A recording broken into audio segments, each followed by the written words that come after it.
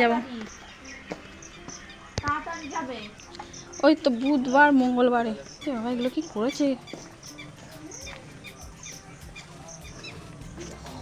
ও দিদা চলে এলাম। শুনতে পাবো না সন্ধ্যে। হ্যাঁ হ্যাঁ শুনতে পাবো। যাবে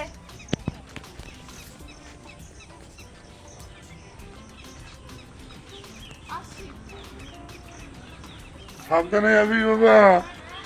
কেমন আছেন সবাই? আশা করি সবাই ভালো আছেন, সুস্থ আছেন। আমরাও সবাই ভালো আছি। আর আজকে হচ্ছে রবিবার, আর এখন বাজে প্রায় 7টার মতো। আর আমার ভাগনা ভাগ্নি সবাই বেরিয়ে গেল, বাড়ি চলে যাবে। আর আমি ওদের এগিয়ে দিয়ে এসে আমি নিজের কাজে লেগে পড়েছি। ওরা বেরিয়ে যাওয়ার পরে আমি নিজের বাসি কাজ করতে আরম্ভ করলাম। চা করে দিলাম, খেলো।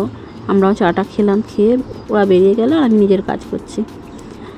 আর আমার বাসন মাজা হয়ে গেল, টেবিলটা মোছা হয়ে গেল, আর বাইরে খাটটা একদম অপরিষ্কার হয়ে আছে। ভাবছি আজকে একটু পরিষ্কার করে নেব, দেখি সময় হলে করে নেবো। আবার স্নান করব, তারপর রান্না বান্না আছে।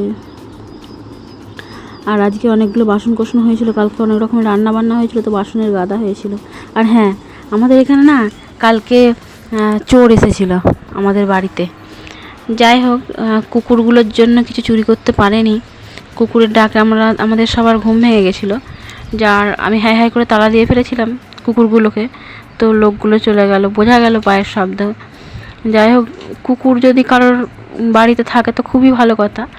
আর গ্রামের কুকুরকেও খেতে না দিতে পারেন, অন্তত মারধর করবেন না। অনেকেই হয়তো পছন্দ করে না, ঠিকই আছে, কিন্তু মারধর করবেন না।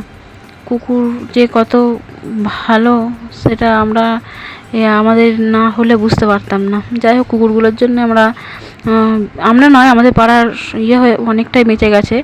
তাও সকালবেলা উঠে শুনছি একজনকার ভ্যান চুরি হয়ে গেছে। যাই হোক, সেদিনকারটা সত্যিই ছিল কালকের।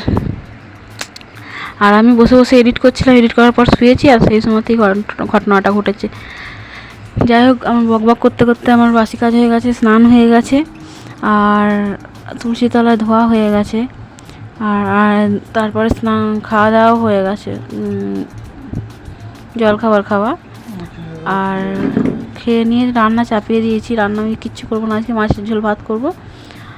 এই যে, আর মাছের ঝোল এদিকে বসিয়ে দিয়েছিলাম, আর বিছানাগুলো পরিষ্কার করে নিলাম। রান্না আমার হয়ে গেছে। আবার এই সন্ধ্যাবেলা রাত্রিবেলায় রাস্তার মধ্যে কই মাছ পেয়েছে। যাই হোক,